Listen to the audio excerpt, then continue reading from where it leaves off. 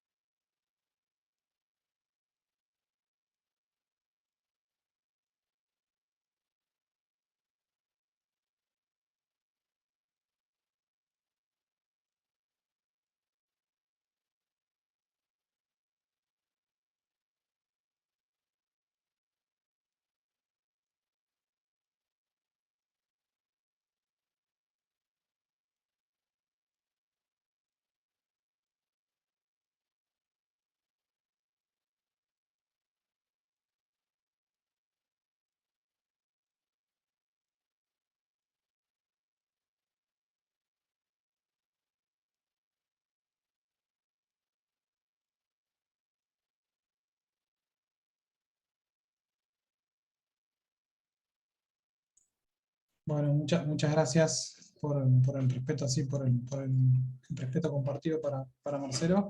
Está muy bueno cómo nos acompañamos siempre en esta diplomatura, con las buenas, con las malas, todos los sábados a la mañana, así que gracias, de vuelta por este minuto. Y bueno, para,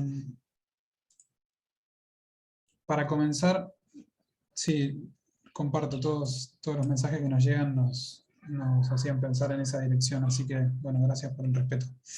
Y bueno, para comenzar hoy, esta mañana, me gustaría invitar a Liwei, que es una compañera también que nos está acompañando todos los sábados y también con uno de los grupos que ustedes ya la están conociendo, para que nos cuente cómo vamos a ir hoy, por dónde va la clase y que presente a la primera docente del día que tenemos muchas ganas de escuchar. Así que les deseo una muy buena clase y Liwei, cuando vos quieras, te paso la palabra.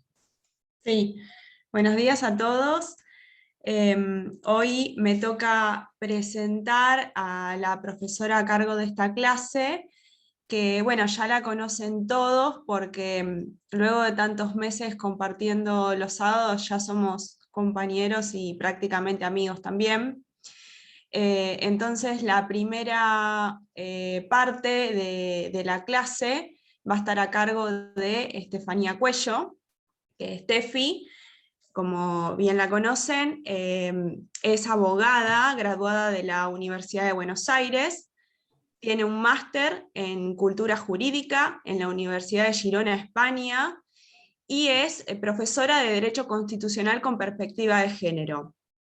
Tiene una tesis de maestría que viene un poco a tono con la clase de hoy, y nos va a comentar que tiene que ver con la idea de la mujer trabajadora en el derecho constitucional en la primera etapa del peronismo a partir de la producción cultural. Y bueno, por parte de la UCI, de la Universidad de San Andrés, de San Isidro, es la secretaria de Relaciones Comunitarias del Instituto Escanone. Así que, Steffi, te doy la bienvenida como profe y bueno, te escuchamos. Bueno, muchas gracias, gente. Bueno, todo mi cariño y mi solidaridad para la gente de ESMATA. Ya es el segundo fallecimiento que tenemos en la diplomatura y es un evento muy particular, ¿no? Así que todo mi cariño, como habíamos dicho en el grupo ya en la semana. Bueno, ¿de qué vamos a hablar hoy? Vieron que yo soy la que siempre jode con el compañeres. ¿Por qué? ¿Por qué hago eso? Porque el tema de la mujer es el tema que abordó el peronismo como una de las primeras cosas de la agenda cuando surge. Yo voy a compartir pantalla un momentito para que vayamos ilustrando un poquito esto. Discúlpeme, Entonces, buen día. No sé si decime. digo o es. No estoy escuchando bien y si corta cada rato la internet. No sé si solo yo Escuchan, o. ¿Me escuchan bien? Sí, se escucha bien. Sí, perfecto. Sí, sí. ¿No? Sí, compañera, se Sí, escucha sí. perfecto. Perfecto, se Sí, escucha. perfecto, compañero. Sí, muy bien. Es Bueno, el listo. mío entonces. Dale. Escucha bien, Estefi. Dale, arrancamos Gracias. entonces. ¿Cómo se titula la clase? La construcción de la subjetividad de la mujer trabajadora en el primer peronismo. Yo les quiero hacer este recordatorio. Este es el momento en el que se acomodan con el mate para escuchar tipo un cuento. Bueno, vamos a arrancar por ahí porque la segunda parte de la clase es un poquito más pesada. ¿Qué les quería contar? Acuérdense que la Revolución de junio del 43 se da en el medio de una Segunda Guerra Mundial en Europa que afecta económicamente los intereses latinoamericanos y que en Argentina nosotros tenemos dos grandes corrientes migratorias, una a fines del siglo XIX y la otra a principios a mediados del siglo XX, justamente como una consecuencia de esta Segunda Guerra Mundial Europea, en la que Argentina se va a mantener neutral en las dos guerras hasta que tiene que tomar una posición ya con el gobierno de la Revolución de Junio, en el 45, cuando finalmente le declara la guerra al eje, que fue una maniobra muy hábil, porque si no, iba a ser Estados Unidos el que se iba a quedar con los bienes alemanes en nuestro territorio. Clarísima la jugada. Pero ¿qué pasa? No se olviden, era un momento de caos mundial, donde no se sabía lo que iba a pasar. Un momento como ahora. ¿Vieron que todo el tiempo con lo del COVID se usan estas metáforas bélicas? Bueno, se usan metáforas bélicas porque en el momento de las guerras nunca sabés para qué lado van a salir los tiros, literalmente. Entonces, bueno, Perón, que ya era un tipo grande, que estaba perfilado para general, para autoridad del ejército, ¿qué hace? Va a Europa, porque siempre fue primero en su clase, tiene acceso a poder hacer posgrados afuera, hace una observación y viene y hace un planteo de cómo ve la situación y cuáles eran las cosas necesarias. En el año 44, cuando él asume ya la Secretaría de Trabajo y Previsión y tiene los 3 cargos famosos que nosotros nos acordamos, comandante en jefe de las Fuerzas Armadas y vicepresidente, ¿qué hace él con con el Departamento de Trabajo, ahora Secretaría de Trabajo y Previsión, porque él le sube de rango? Pone una dirección de asuntos de la mujer. Primera cosa, como una de las primeras cuestiones de la agenda. Y en esa agencia pone a una persona, sí, que acá yo la traigo en uno de los slides, que es Lucila de Gregorio Lavie. ¿Quién era la previa ministra de género que podría llegar a haber, ¿no? Era una dirección, digámoslo. Lucila de Gregorio Lavie. Lucila de Gregorio Lavie era una abogada feminista que había trabajado desde una cátedra de Derecho Penal en una cosa que se había inventado en la UBA, en la Facultad de Derecho, que significa el Patronato de Recluidas y Liberadas. Era una feminista que tenía trabajo territorial. Entonces, ¿pero qué pasa? No era una feminista sino más, era una cheta. Pero bueno, ella acompaña la gestión y todo el planteo que va a hacer Lucila de Gregorio Lavie es para gestionar ¿qué? Que el gobierno de la Revolución le diera el sufragio femenino a la mujer ahí mismo, año 44, para votar en el 45. Acuérdense que el 17 de octubre, ¿sí? Cuando finalmente a la noche sale Perón, cantan el himno, da el discurso que todos nos acordamos muchas veces, estamos en reuniones de trabajadores, vuelve y arregla con el presidente de ese momento, de facto, bueno, las elecciones. Bueno, ahí hubiera podido votar la mujer, pero no. ¿Saben qué pasó? La oposición de siempre. Las socialistas y las liberales dijeron que no querían el voto si venía de un gobierno que no era constitucional. Acuérdense que le estaban haciendo mucha rosca al gobierno de la revolución. ¿Por qué? Porque nadie sabía cómo iba a resolverse finalmente la guerra y había muchos intereses encontrados al interior de la política argentina. ¿Sí?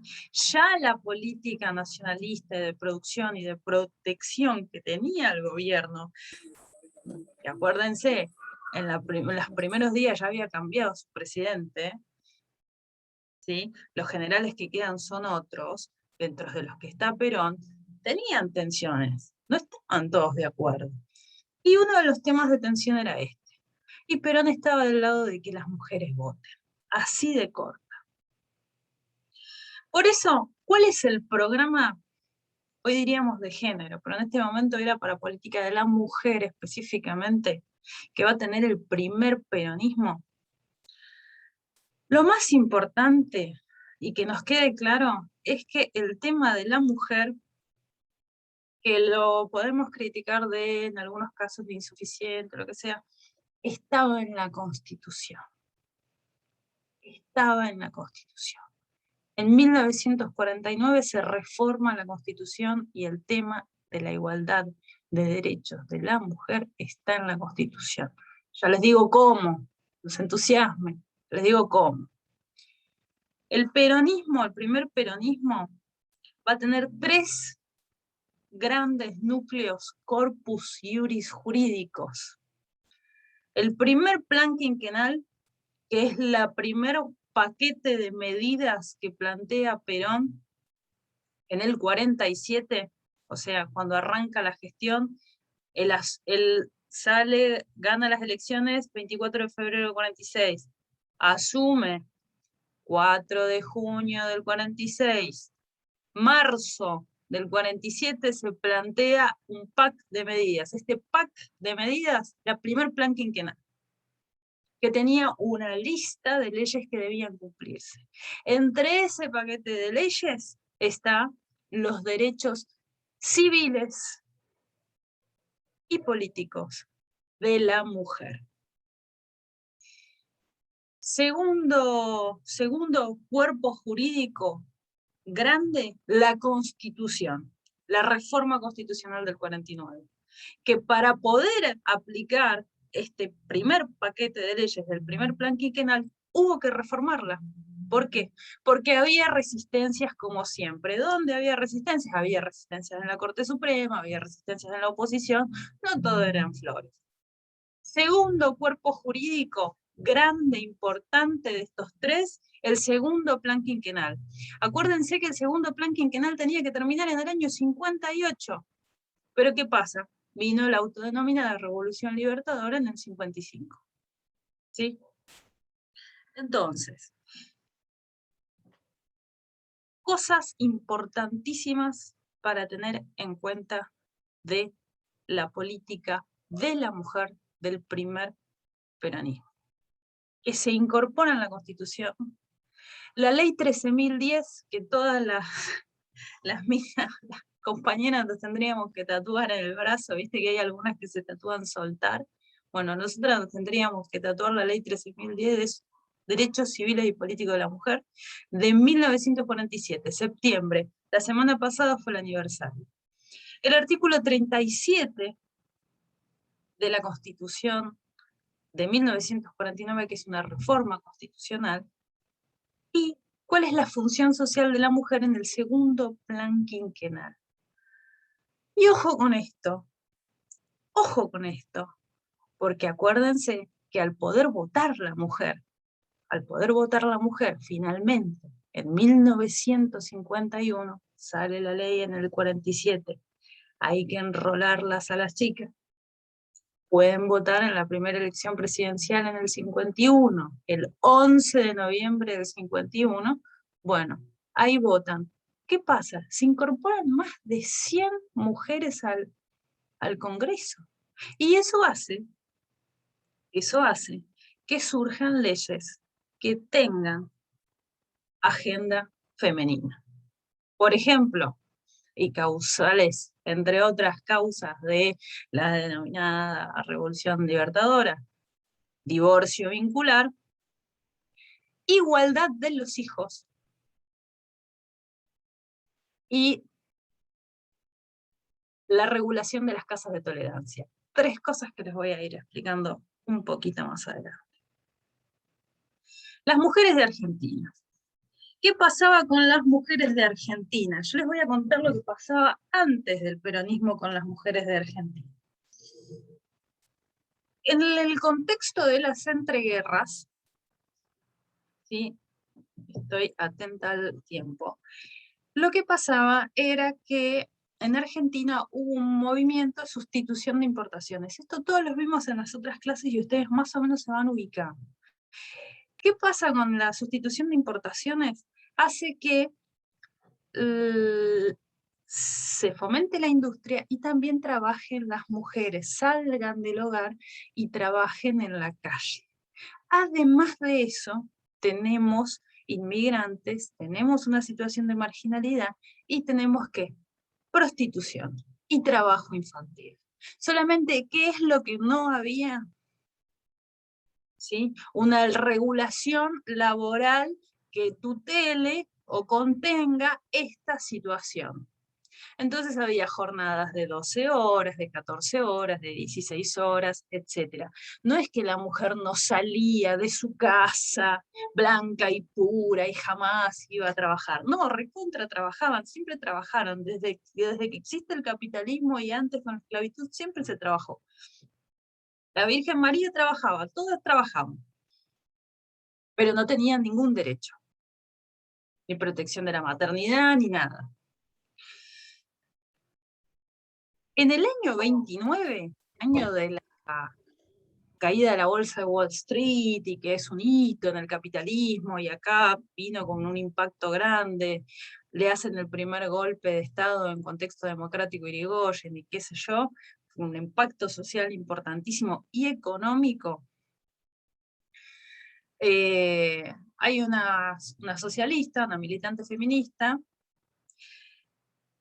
que hace un juicio para poder votar. ¿Saben qué le dijo a la Corte Suprema? Andá a lavar los platos, le dijo a la Corte Suprema, literal.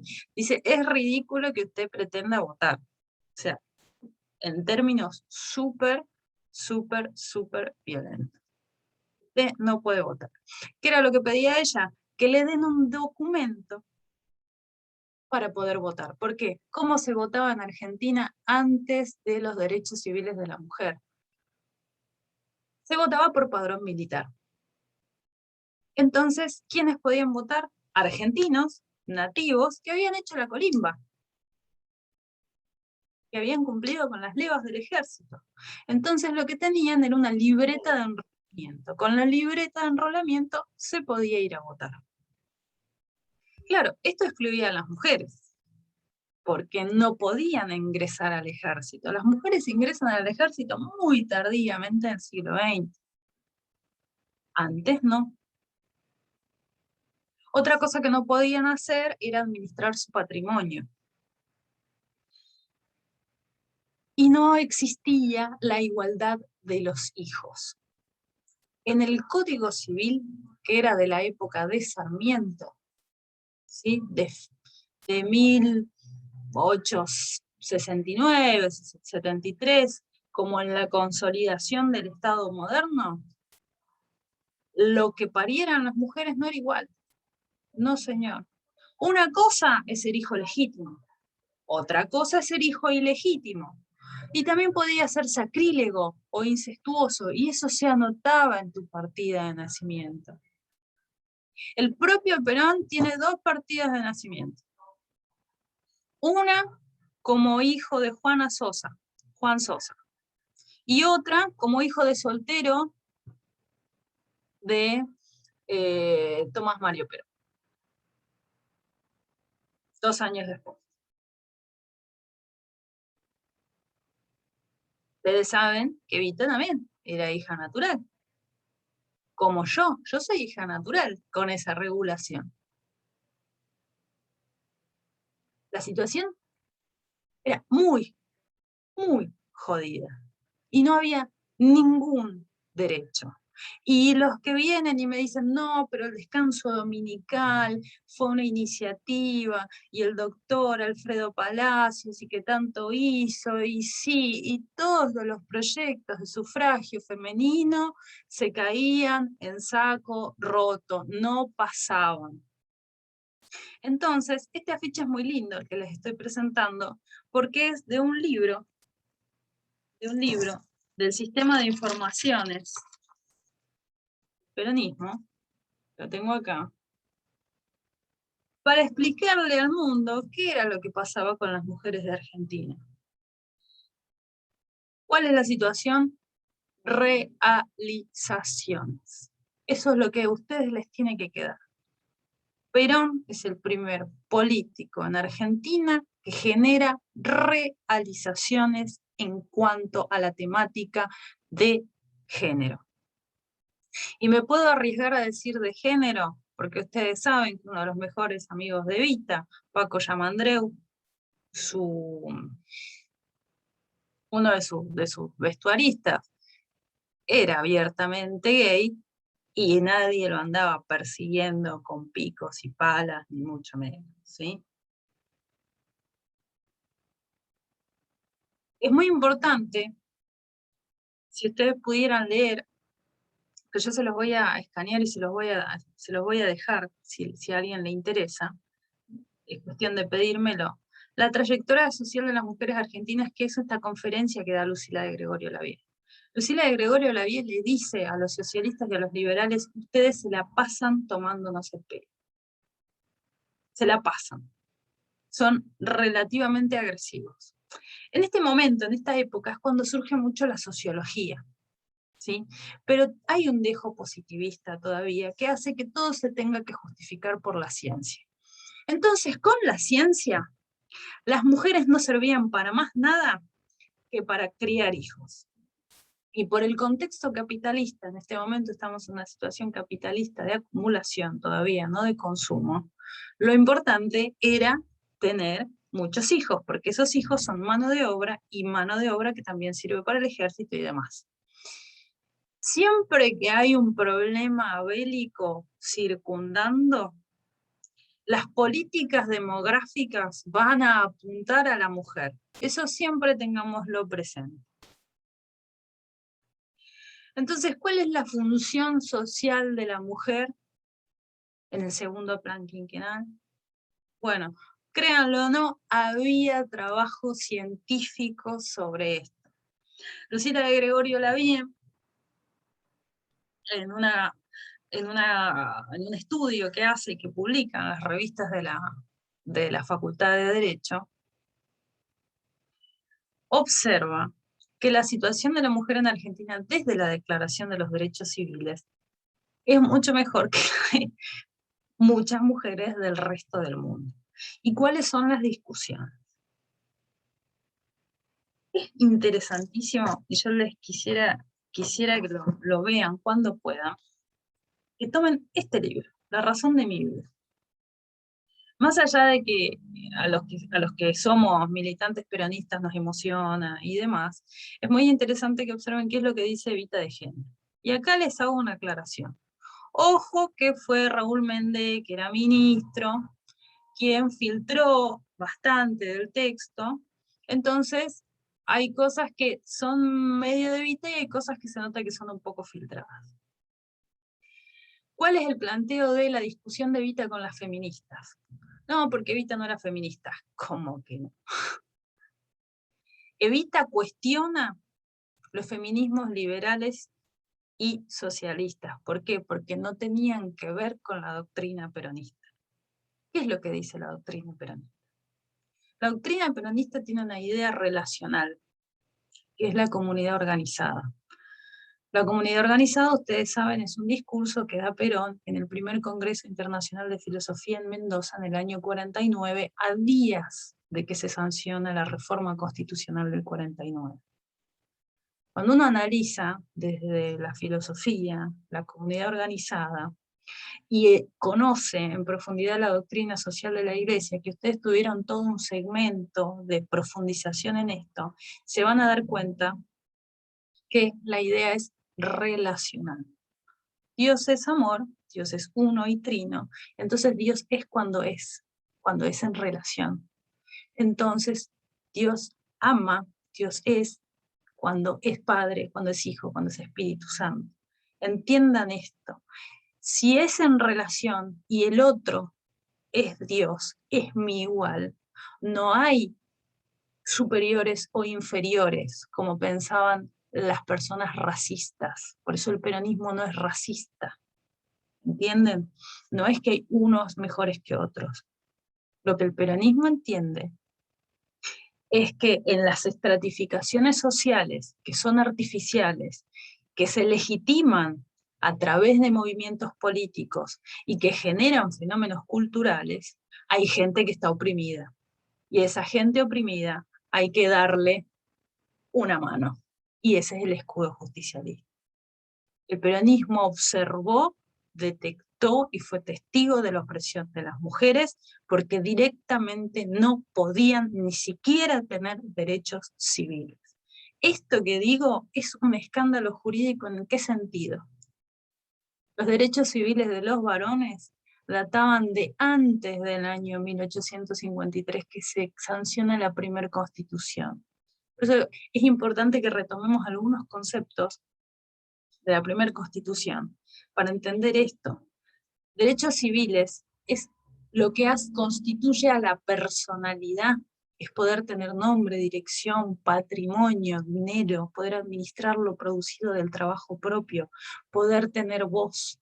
Tener voz en la antigüedad era sinónimo de tener dignidad, de tener respeto. En la doctrina peronista, el hombre y la mujer trabajan juntos porque se necesitan, porque son las dos moléculas que forman la gota de agua que calma la sed de la humanidad. No hay unos mejores que otros. Pero esa idea de uno mejor que otros sí se debatió en la Cámara de Senadores cuando estaba por salir el proyecto de ley.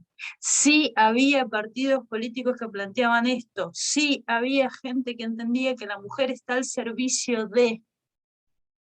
Cuando la doctrina social de la Iglesia nos marca específicamente que el que se puso al servicio de todos es Jesús, porque por si no lo notaron, la última cena, que es lo que se recuerda en todas las misas, Jesús sirve el vino y sirve el pan y lo reparte, hace tareas de mujer. ¿Entienden? Entonces, eso es, colaborar entre todas, todos, todes, ahora que surge este tema con el lenguaje inclusivo, ¿para qué? Para hacer todas las personas un poquito más felices. ¿Cómo? Que cada hogar tenga los acuerdos que tenga que tener. Por eso les traigo también, les quería mostrar este librito, que se llama El Hada Buena. Es un librito de cuentos. Ahora vamos a volver a algunas fotos que son fabulosas. Les quería mostrar esto, El Hada Buena. ¿Qué pasaba en El Hada Buena? El Hada Buena es un librito de cuentos, ¿sí? De Alicia Gómez Reynoso, hay varios, que toma relatos de cómo interviene directa o indirectamente las políticas sociales del peronismo, la Fundación Eva Perón en específico, que dan una sensación para el que la recibe de que hubiera una intervención divina. ¿Por qué esta idea? Porque antes no pasaba ni de milagro poder acceder a algún derecho, ¿sí? Entonces en El Hada Buena, algo que por ahí ustedes no saben, todas las protagonistas son mujeres trabajadoras o de segmentos populares que tienen un problema. En uno de los cuentos hay uno que se llama La Jugar de Novia, que es una pareja de trabajadores fabriles que se quieren casar, pero nunca juntan la plata suficiente. Y es hasta que les mejoran el sueldo que finalmente se pueden casar y pueden concretar su familia.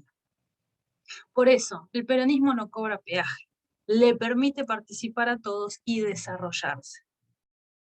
Por eso no solamente la irrupción de este fenómeno local, político y cultural genera cambios en temas de soberanía y económicos y demás, sino que le dio voz, le dio dignidad al más de la mitad de la población.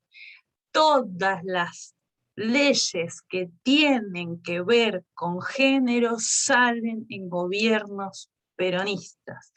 Siempre es así. Y como decía mi amiga Lucila de Gregorio Lavie, son realizaciones. Acá les dejo le quiero mostrar dos mujeres. Se ven unas rayitas que no sé dónde salieron. Una es Casaña de Sales. Esta mujer, la de la izquierda, era la directora de la carrera de asistentes sociales que funcionaba en la Facultad de Derecho. La otra es Julia Elena Palacios. Julia Elena Palacios, ¿saben qué fue? La primer profesora titular de una facultad. La Facultad de Derecho de la Universidad de Buenos Aires, que la querían excluir porque era peronista.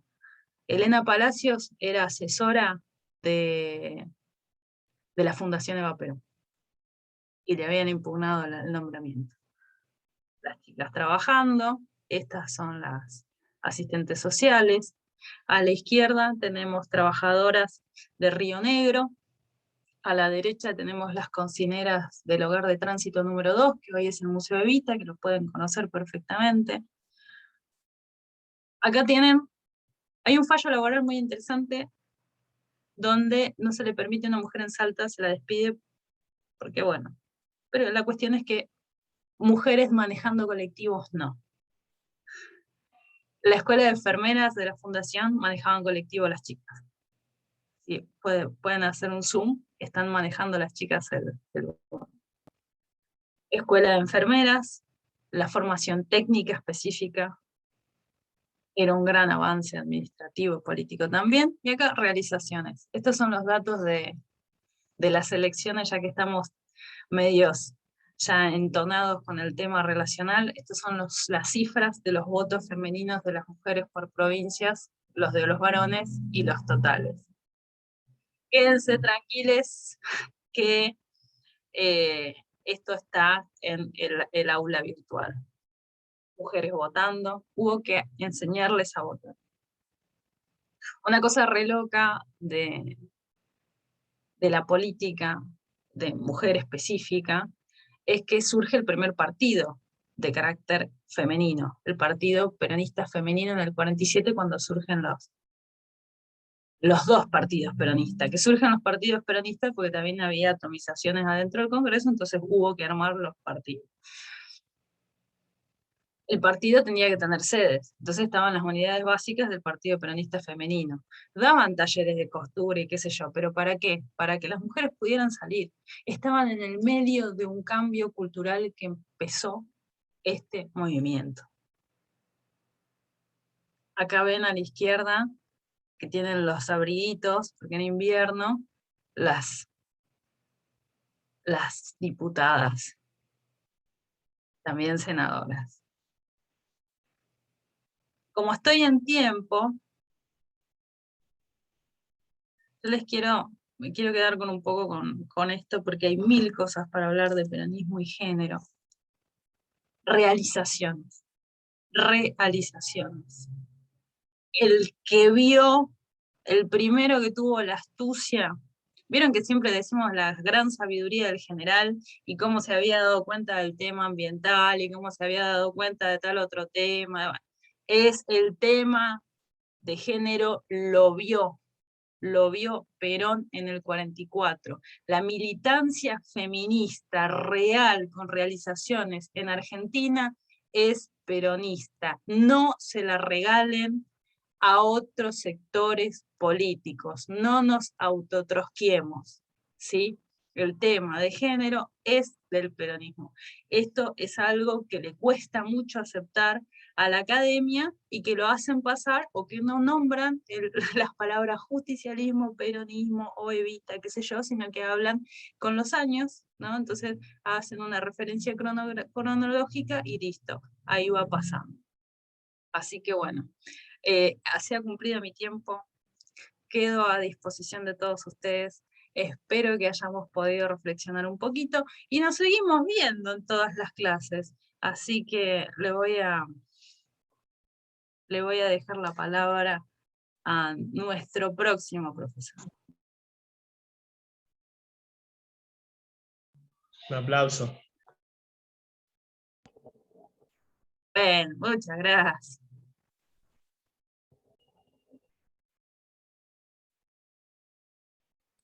Tefi, no sé si querrás presentarlo al Lo voy a profesor. presentar. Voy a presentarle, gente, al próximo profesor. Les voy a presentar al doctor José Ignacio Agostini. José Ignacio Agostini es abogado de la Universidad Nacional de Rosario, es especialista en Derecho Laboral, él da Derecho Laboral en la Facultad de Ciencias Económicas y en la Facultad de Derecho. Él trabaja el tema de trabajo femenino hace años, específicamente cuál es la regulación actual que hace el trabajo femenino, y tiene unos trabajos interesantísimos publicados en revistas científicas al respecto sobre lo que fue la intromisión del trabajo virtual en la vida privada, que a mí me llamó muchísimo la atención el abordaje, y está transitando 2 maestrías, una en Derecho Judicial y otra en Derecho Laboral, específicamente en la Universidad Austral. Yo lo conozco porque hemos trabajado juntos para la Sociedad Latinoamericana de Sociología Jurídica. La verdad es un lujo y yo prefería que esta parte, que es de derecho duro, la de el que es especialista. Porque lo mío es más político, ustedes siempre lo supieron.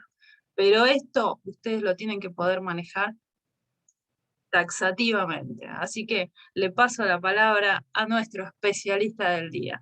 Querido José, adelante. Hola, muy buenos días, compañeros, compañeras. Gracias, Steffi.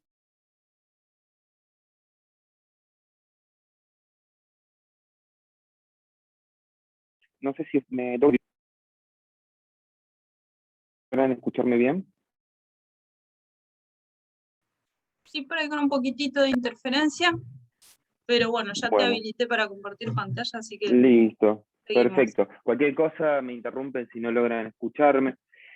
Bueno, un honor formar parte de este grupo de docentes, de tu exposición, Estefanía, me da, desde lo político, que está muy relacionado con el derecho, me da paso a materializar las realizaciones que vos siempre estuviste remarcando en tu charla, con respecto a las normas jurídicas que apuntaron y fueron para lograr la paridad de género, ¿no? Esto de reconocimiento y enaltecimiento de la persona con género femenino dentro de las relaciones laborales.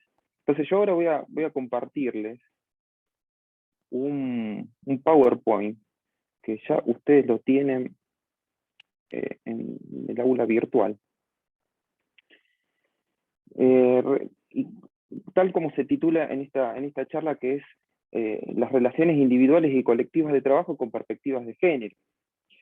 Y aquí vamos a ver tanto en el ámbito de las relaciones individuales como también en las relaciones colectivas de trabajo la cuestión de género. En primer lugar tenemos que hacer una distinción. La distinción es que las relaciones de trabajo la podemos ver tanto en su faz individual como también en su faz colectiva. No son en ninguno de los, no son espacios que no se encuentran relacionados, sino que íntimamente se van relacionando y se van potenciando uno con otro. Más que nada, esto lo demuestra la historia del derecho del trabajo, en la cual lo colectivo tuvo una fuerte influencia sobre las relaciones individuales de trabajo.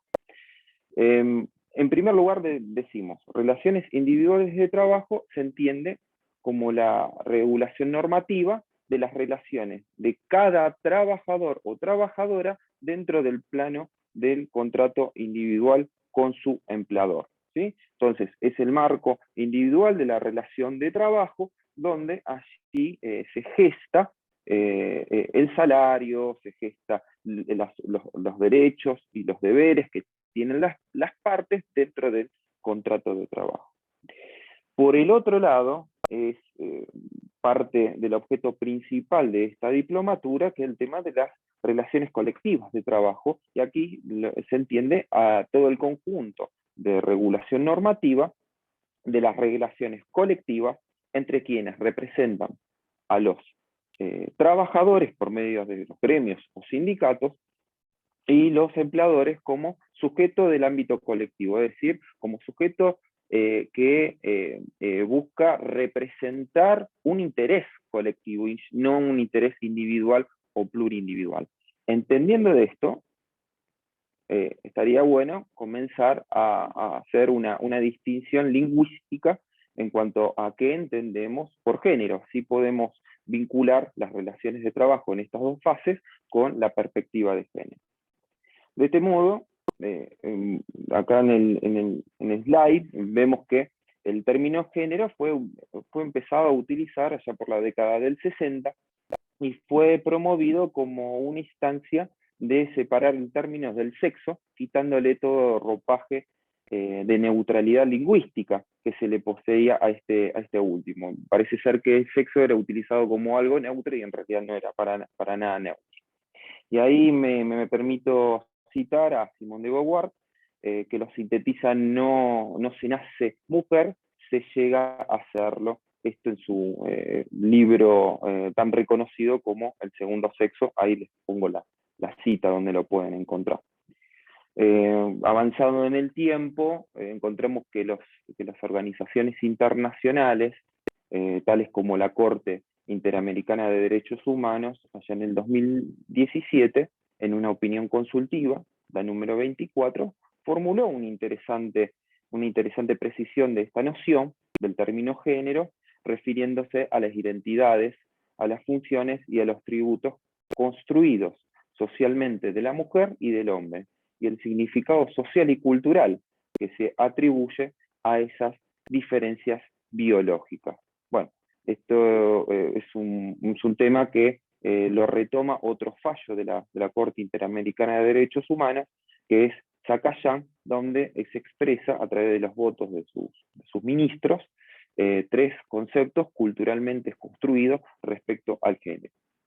No los quiero agobiar con conceptos, pero simplemente remarcarles que los organismos internacionales ya han tomado este tema, donde la construcción social, cultural, de género es muy importante al momento de tener que establecer algún tipo de norma jurídica. Hablamos de norma jurídica no solamente de lo que el mismo legislador, a través de un congreso, expresa en normas legales, como las leyes, sino también lo que tienen que hacer los otros demás 2 poderes de los estados. Por ejemplo, el Poder Ejecutivo, a través de sus decretos, sus reglamentaciones, sus actos administrativos también, sus disposiciones, como también lo que debe hacer el Poder Judicial a través de sus sentencias. Acá hay otra definición emitida, mejor dicho, por la Organización Mundial de la Salud. Aquí podemos ver reflejado las distintas realizaciones de las normas jurídicas que buscaron generar algún tipo de paridad de género. Y nos tenemos que remontar a 1907. Esto voy a hacer una pasada rápida porque si no tengo miedo no llegar con la parte más grosa en el tiempo, pero sin embargo es rescatable referirnos a estas leyes, porque vamos a ver que hubo una intervención del justicialismo en la materia. En primer lugar, encontramos a la ley 5291 de 1907, que regula el trabajo de las mujeres y de las niñas. Una ley de allá a principios del siglo XX, en la cual coincide prácticamente con la aparición del Departamento Nacional del Trabajo. En 1926, Argentina normalizó ciertos derechos civiles de las mujeres, colocándola en una situación jurídica similar a la del varón. En el 34 aparece una ley que se determina el derecho al goce de la licencia por maternidad, desde los 30 días anteriores al nacimiento hasta 45 días posteriores. Es decir, había un reconocimiento de que las mujeres podían trabajar, pero es que sin embargo, fíjate que es escueta que eran las normativas que trataban de tutelar o protegerlas. Luego, como bien dijo Estefanía, las mujeres argentinas deberían tatuarse esta ley, que es la 13010 de 1947, que se refiere de conceder a las argentinas los mismos derechos políticos que a los varones. Ahora viene, ya entramos en la etapa del peronismo, en la cual refiere, por ejemplo, el convenio número 100 de la OIT sobre igualdad de remuneración, fue ratificado por nuestro país en 1951.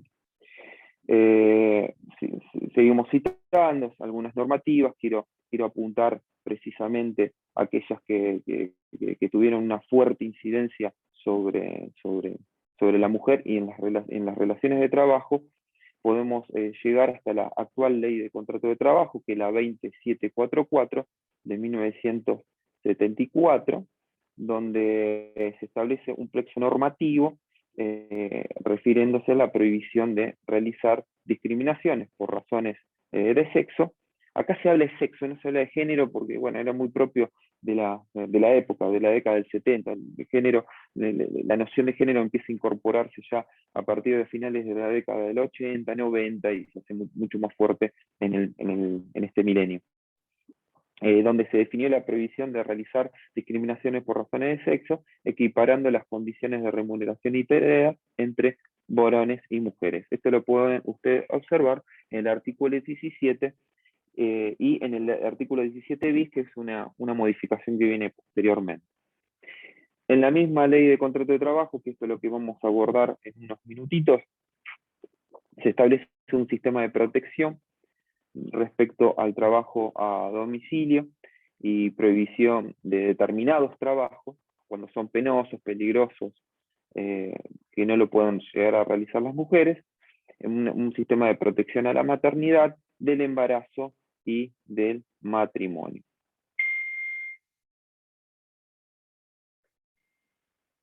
La ley de patria potestad de 1985 permitió que las mujeres accedieran a la igualdad de su ejercicio. Hasta ese momento, los padres mantenían derechos sobre las personas o los bienes de sus hijos, y aquí se la coloca a la mujer en la misma igualdad que los varones al momento de tener que ejercer los derechos que se emergen de la patria potestad. En ese momento las mujeres lo único que podían ejercerlo era como una especie de reemplazo o sustitución del padre, cuando el padre era inhabilitado por mal ejercicio de la patria potestad, o cuando había algún tipo de ausencia. Quiero llegar puntualmente a esto, una ley... Disculpame que te interrumpa, José. Fíjense que él está haciendo un recorrido de leyes. ¿Qué pasa? Todas las anteriores al 47 son leyes que no se podían ejercer porque la mujer no tenía un tribunal del trabajo a donde ir a reclamar. Los tribunales del trabajo son después del 47, después del peronismo, ¿sí? Y poder tener un abogado para ir a reclamar mi cupo, mi esto, mi otro, no existía, ¿sí? No llegaban los casos. Punto número 2. Cuando él está nombrando las leyes posteriores, como esta, la de patria potestad, que es muy importante, fíjense que es del año 85, un año y medio después de que volvió la democracia, porque la democracia es del 10 de diciembre del 83. ¿Saben dónde estaba la patria potestad? En ese artículo que yo les mencionaba, el 37 de la reforma constitucional del 49. Esa reforma constitucional generaba equiparación en la patria potestad en el matrimonio. Esa es la Constitución que se deroga en el 55. Todo el plexo normativo jurídico vinculado al sexo femenino que se incorpora después de la democracia eran cosas que estaban previstas desde la década del 40-50. ¿Entienden los retrocesos normativos en adquisición de derechos de los que estamos hablando de la mitad de la población? Esto es muy importante. Muchas gracias, José. Te dejo seguir con el tema de Cuba. Sí, bueno, buenísima tu intervención, porque todo se terminó postergando entre 20, 30 años para el avance sobre los derechos de la mujer. Por ejemplo, recién tenemos que llegar a 1991 con el gobierno de Menem, en la 2402, que habla del cupo femenino con respecto a la lista de candidatos en cuerpos colegiados a nivel nacional, o si no, allí en la reforma de Constitución de 1994, donde se le dio jerarquía constitucional a los derechos de las mujeres, que emergen de los tratados internacionales de derechos humanos, como por ejemplo la CEDAW. La CEDAW fue incorporada a nuestros derechos. ¿Qué es la CEDAW? La CEDAW es la Convención Internacional para la Erradicación o eliminación de todo tipo de discriminación contra la mujer. Fue incorporada a nuestro derecho interno a través de la 2379 en 1985, dos años después de la recuperación de la democracia. Pero bueno, ¿qué pasó? Pasó que esa es una norma que es supralegal, no estaba dentro del cuerpo constitucional. Que estaba en el cuerpo constitucional. Sí fue incorporado a partir de la reforma de 1994 con el artículo 75, inciso 22, donde se consagraron una enorme cantidad de derechos que equiparaban al género femenino con los varones. Por ejemplo, también el artículo 37 de la Constitución te habla de la paridad en materia de actos del régimen de partidos políticos y régimen electoral, ¿no? El Estado tiene que tomar iniciativas positivas para que esto se vea plasmado. Luego, en el año 2002, y con la ley 25674 y el decreto número 514 del 2003, se reglaron la participación femenina en las unidades de negociación colectiva en las condiciones laborales, o también lo que se llamó cupo sindical femenino. ¿Esto qué quiere decir? Quiere decir que al momento de tenerse que sentar en la negociación de los derechos colectivos, lo que es negociación colectiva, cuando hay un conflicto colectivo, tiene que haber en esa mesa de negociación una igualdad entre varones y mujeres. Esto también surge de un gobierno justicialista. La ley 24476, que es del año 1995, con su decreto 1454 del 2005, fíjense, es todo justicialista. Se habla de la jubilación de las amas de casa, esta desigualdad estructural que surge como consecuencia de que a las mujeres se la confinaron, se la cautivaron dentro de las casas, no tenían la oportunidad de tener un aporte jubilatorio, y como consecuencia de ello después no se podían jubilar cuando les llegaba la edad jubilatoria. Esto vino a ser una respuesta a esa desigualdad estructural de tantos años de derechos postergados. Esta posibilidad del plan de inclusión previsional, surge nuevamente ahora en el año 2021, como todos saben, con los últimos anuncios de nuestro gobierno justicialista. Paridad de género en las relaciones individuales de trabajo. Voy a ir avanzando un poquito más rápido para poder abordar todos los temas. Fíjese que tanto en la paridad de género encontramos las relaciones individuales como en las relaciones colectivas. En las relaciones individuales vamos a ver que la ley de contrato de trabajo establece un sistema de protección de la maternidad, un sistema de protección del matrimonio y un sistema de protección de salud y la prohibición de ciertos trabajos.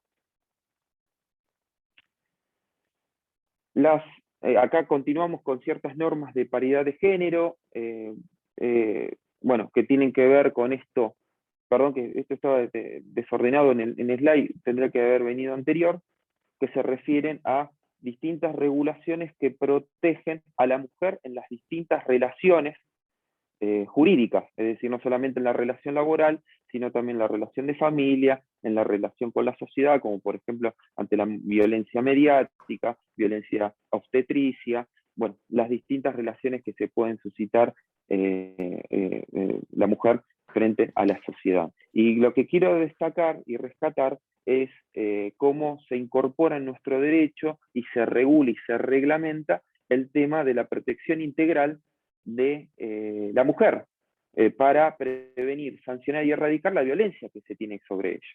¿sí? Esto es una especie de reglamentación, de regulación de la CEDAW, de este convenio internacional que les mencioné anteriormente, y de la Convención de Belém do Pará. Esta protección integral de la mujer recepta el concepto de género y la aplica de manera transversal. Por lo tanto, es una normativa que tiene carácter de orden público, es decir, todos los poderes del Estado la deben de aplicar, no se pueden hacer los tontos con esto, y deben aplicarse también en las relaciones de trabajo.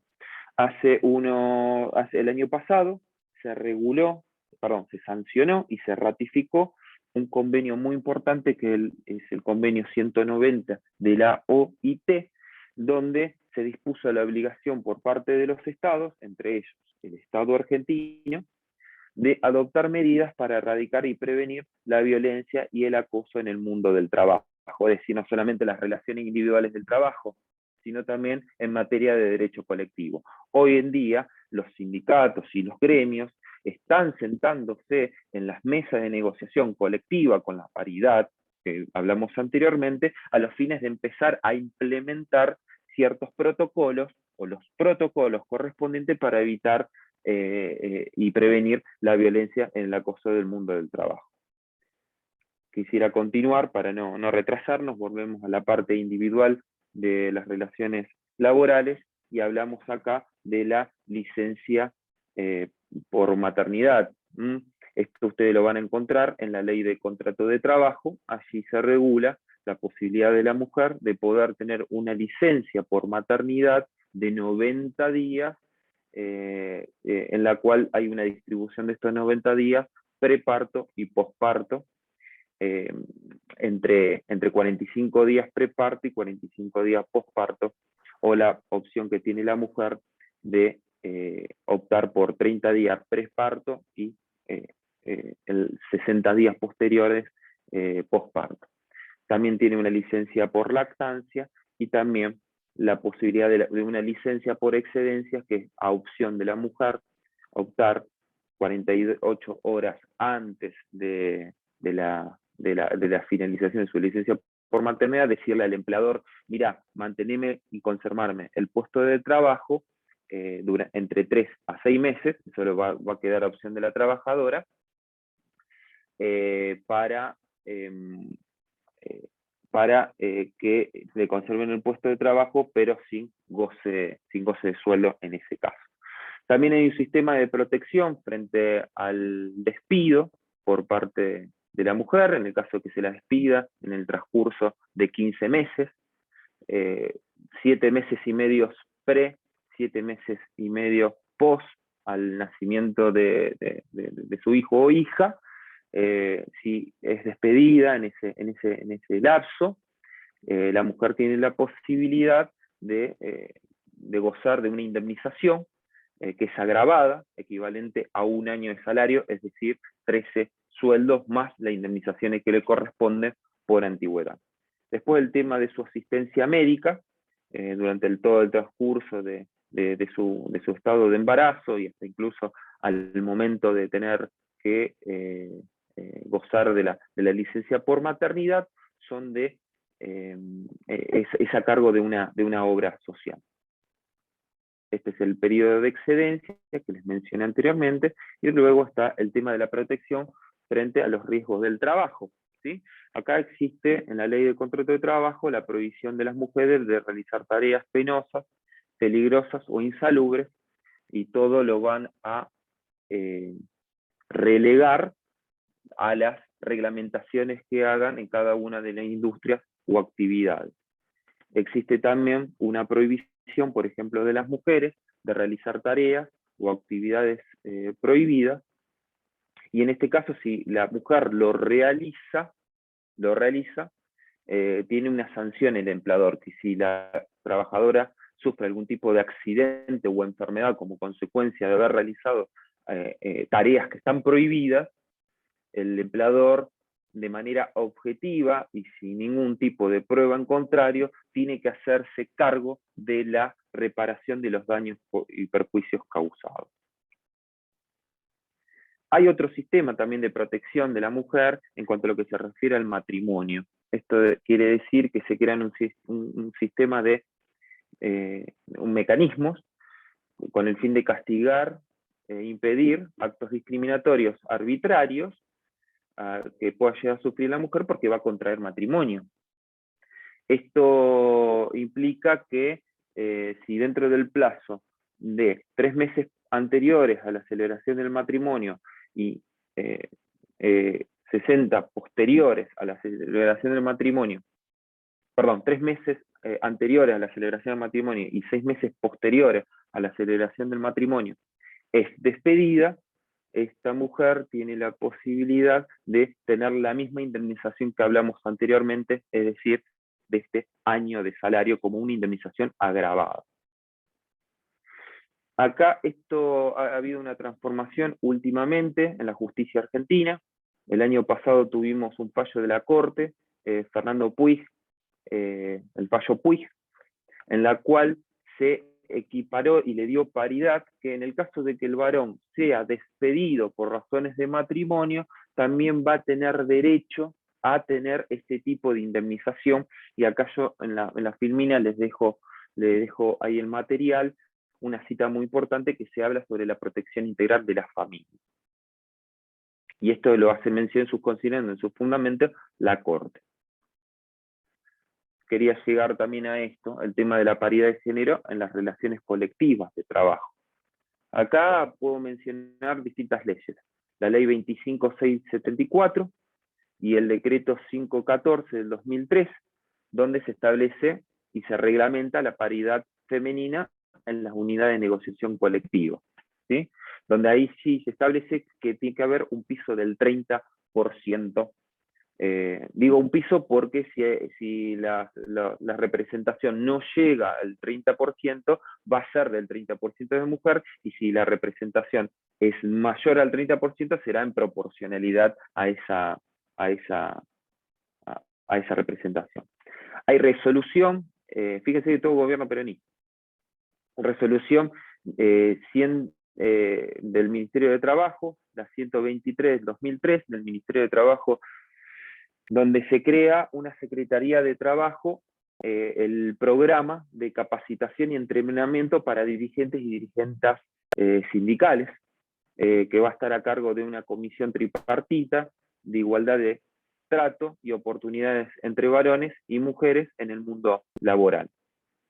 Hay una disposición que ya ahí es del año 2017, donde emiten una recomendación, se le recomiendan a las organizaciones la conformación de listas de candidatos en relación a cupo femenino.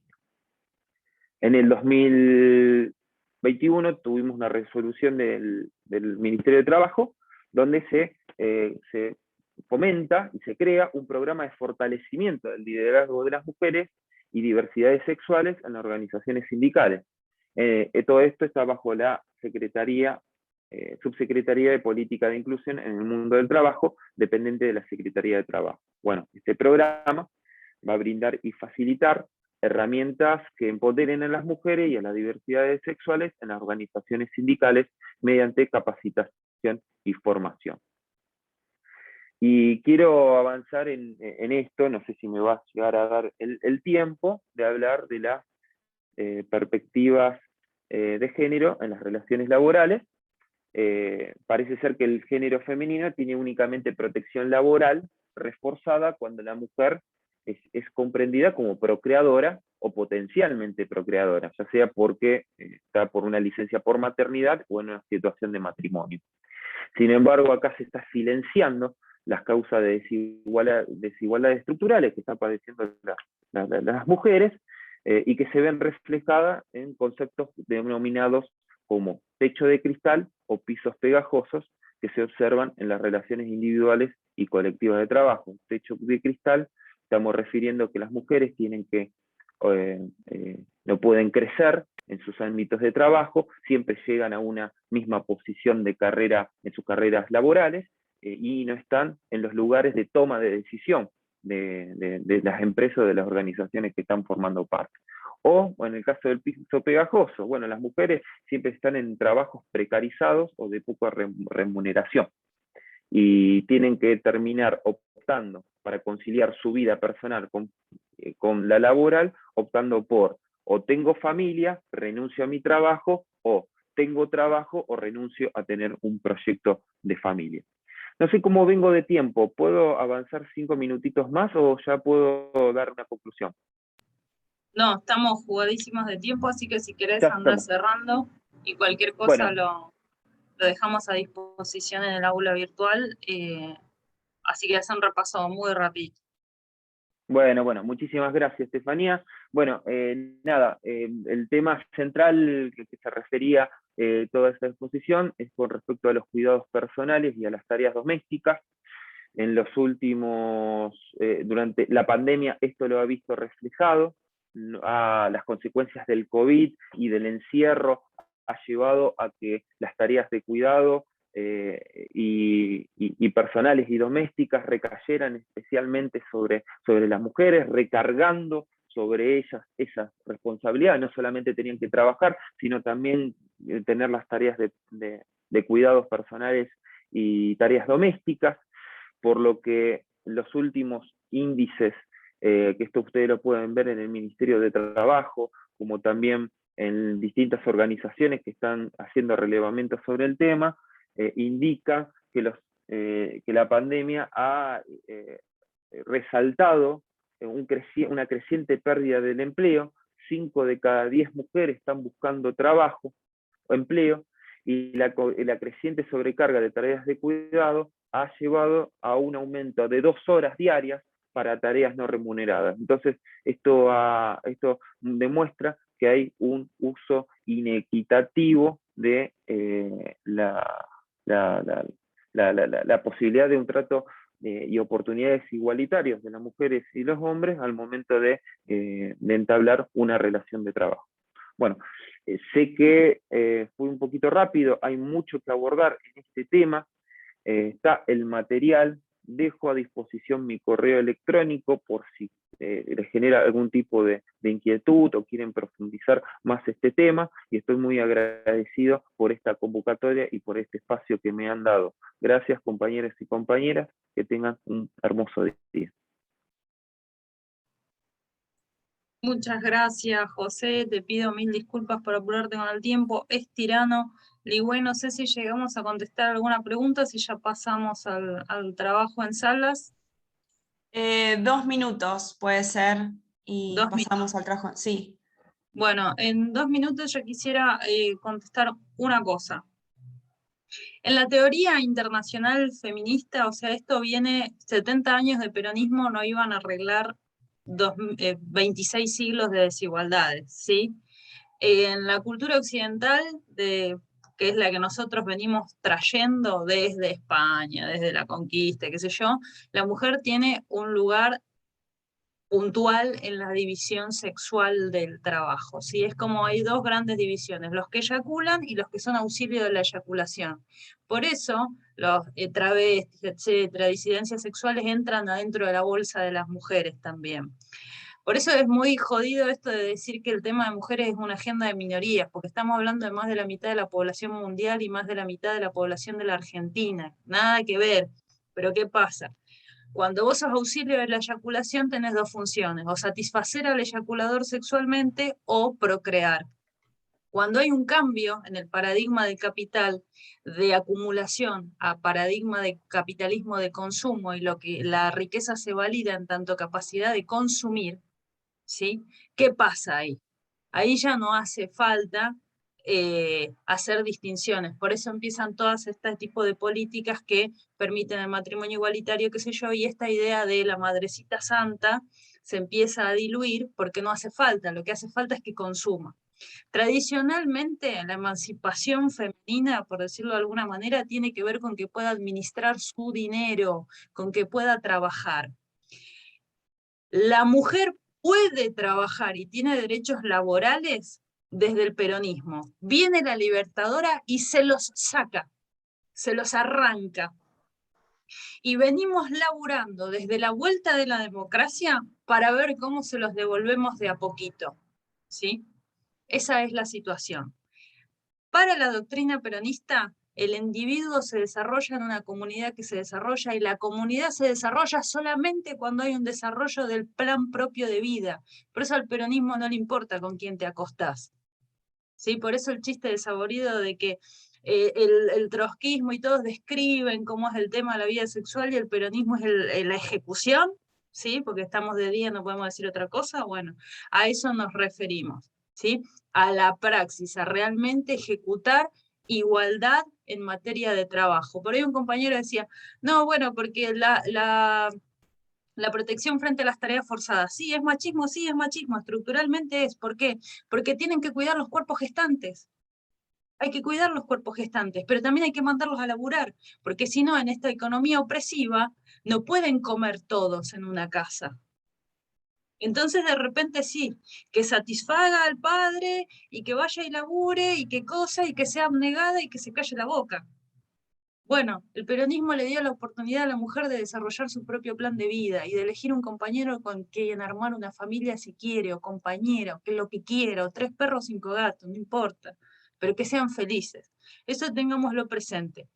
En temas finitos de derecho laboral, que es lo que trabaja José, yo lo que les propongo es que anoten el mail de José, cualquier duda, lo tengan presente, porque es muy importante estas delicadas cuestiones de temas de cupo, no solamente en el armado de listas, sino en el tema de lo que viene ahora de poder ejecutar efectivamente la paridad en los sindicatos. ¿Por qué? Porque necesitamos formar a las compañeras.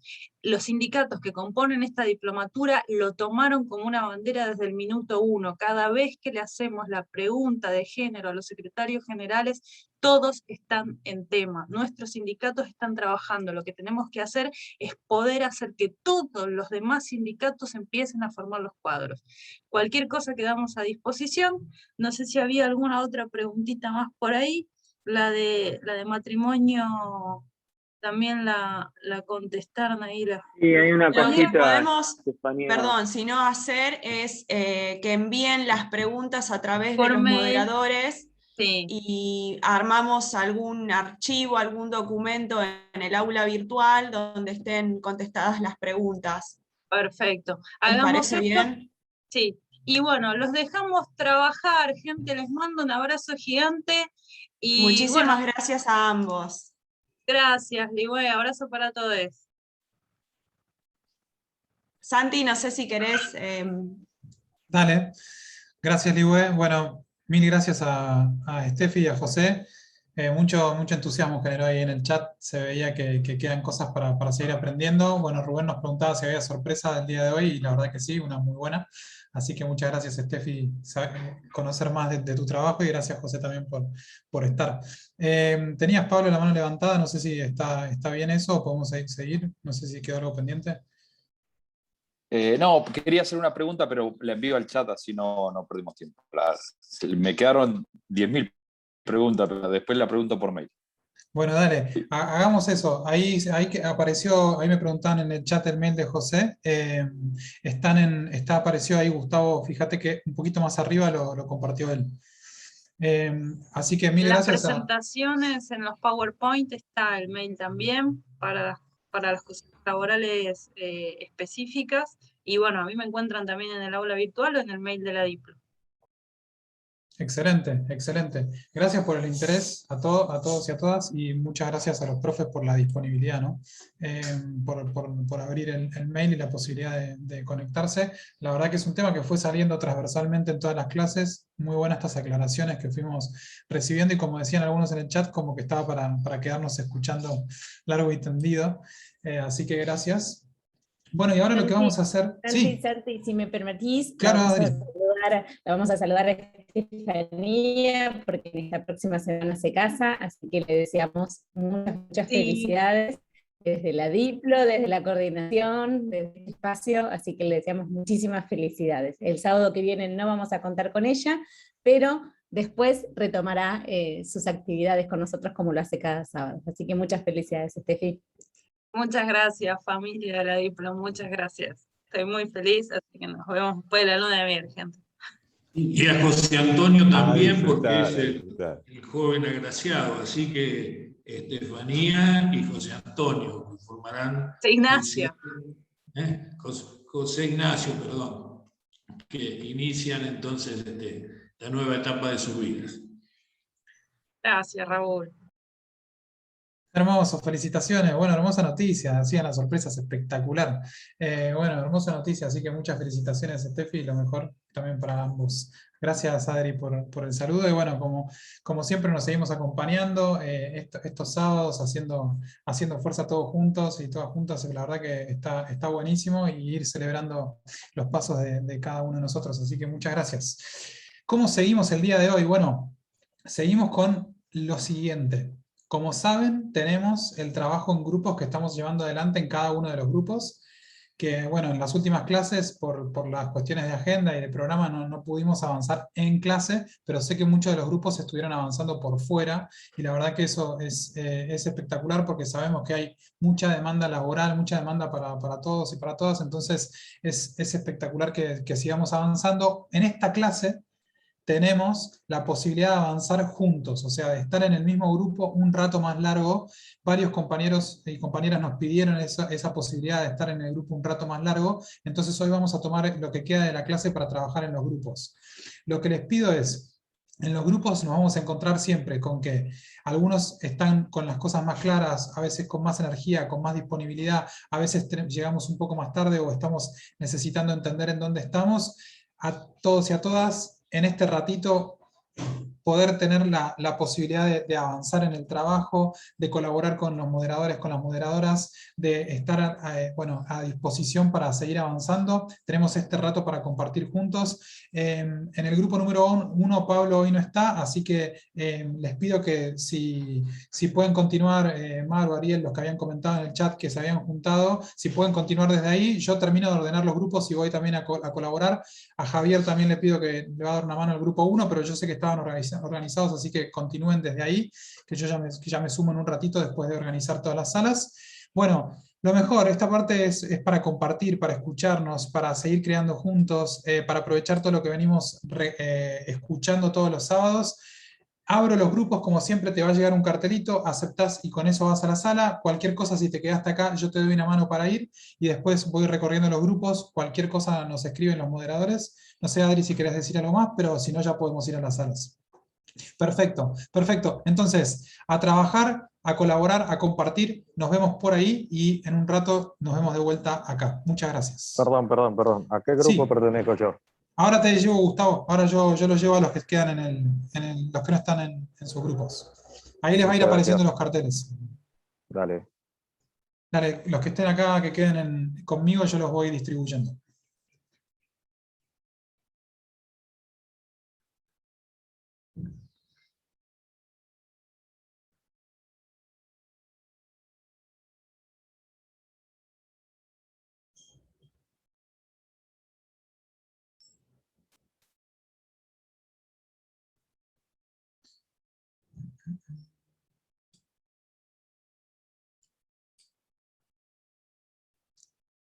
Bueno, voy a ver, Andrés, ¿no te llegó el cartelito? Para que te mando de vuelta al 9. Dale, Santi, no hay problema. Ahí te envié.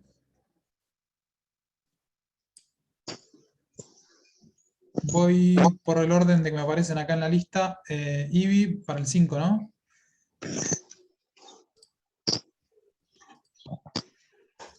Perfecto. Grupo número 10. Mando para allá. Voy mandando en la lista Maxi al 5. Compañero Cabrera, 10. Juan Cruz, ¿en qué grupo estás? Santi, número 2. ¿Cómo no? Ahí envié. Ricardo, ¿me escuchás? No sé si llega a escucharme. Gustavo, ya te busco en el listado. No te acordás en qué grupo estabas, ¿no?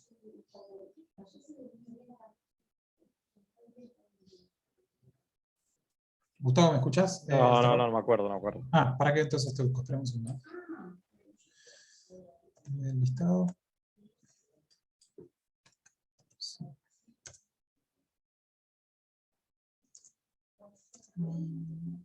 Estás en el grupo 4 con Walter. Ya te llevo por allá.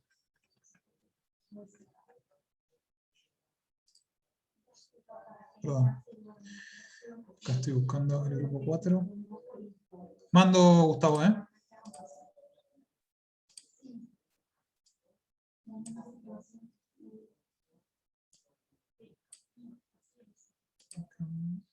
Santiago.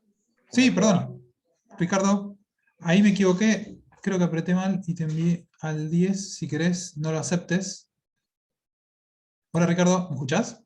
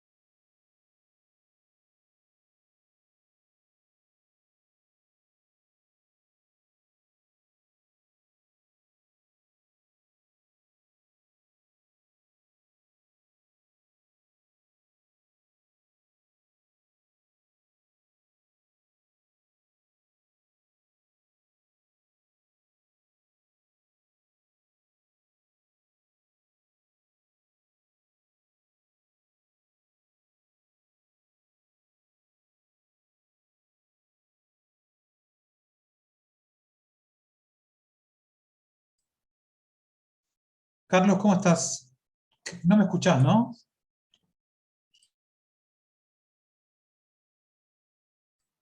Hola, Carlos, ¿cómo andas?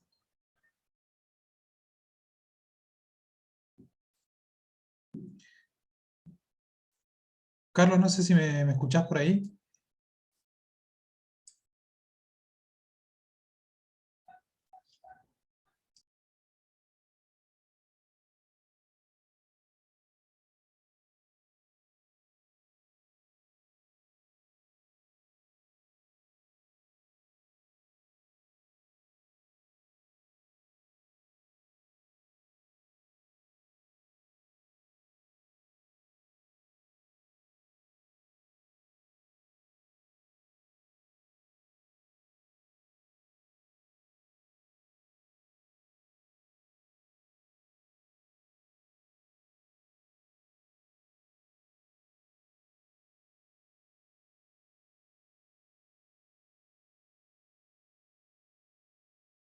Va a ser por cada uno de los grupos y está muy bueno que el resto lo escuchen, Hola. así que lo vamos a ir compartiendo. Hola. Quédate tranqui, Maru, es una excelente apreciación. Buenísimo, buenísimo. Bueno, muchísimas gracias a todas y a todos. Gracias a los profes, las y los profes del día de hoy. Que tengan un excelente finde. Y bueno, nos estamos viendo el próximo sábado con toda la energía. Un abrazo grande. Chau, chau. Un fin de semana. Fin de semana para todos. Buen fin de semana. Buen fin de semana. Buen fin de semana. Buen fin de semana para todos. Para todos, compañeros. Buen fin de para todos. Chau, chau. Chau.